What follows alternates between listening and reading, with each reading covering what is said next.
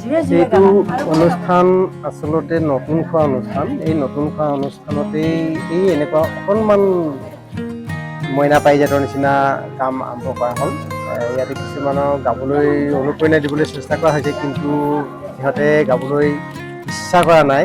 তথাপিতো আমিও ভিডিঅ' এটা ল'বলৈ চেষ্টা কৰিছোঁ, ভিডিঅ' এটা বনাবলৈ চেষ্টা কৰি আছোঁ। কোৱা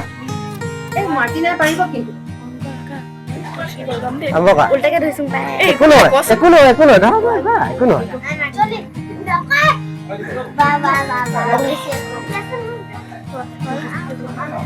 মানুহে মানুহৰ বাবে যদিহে অকণো নাভাবে, অকণি সহানুভূতিৰে ভাবিব কোনে নোকোৱা সমনীয়া। মানুহে মানুহৰ বাবে যদিহে অকণো নাভাবে, অকণি সহানুভূতিৰে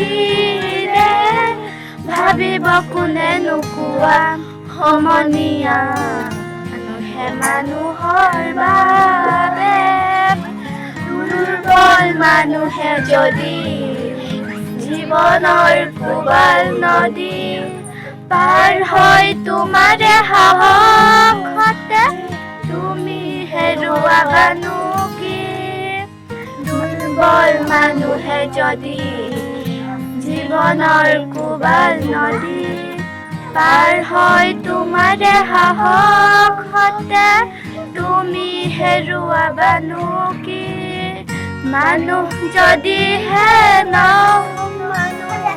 দানৱ কাহানিও নহয় মানুহ, মানুহ যদিহে নহয় মানুহ, দানৱ কাহানিও নহয়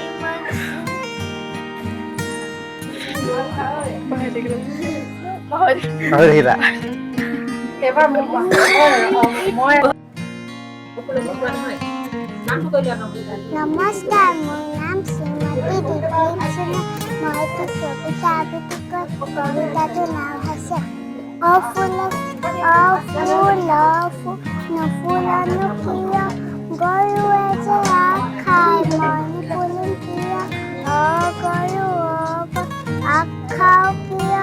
গৰখীয়াই যে গৰু নাখায় মই নেখাম কিয়? গৰখীয়া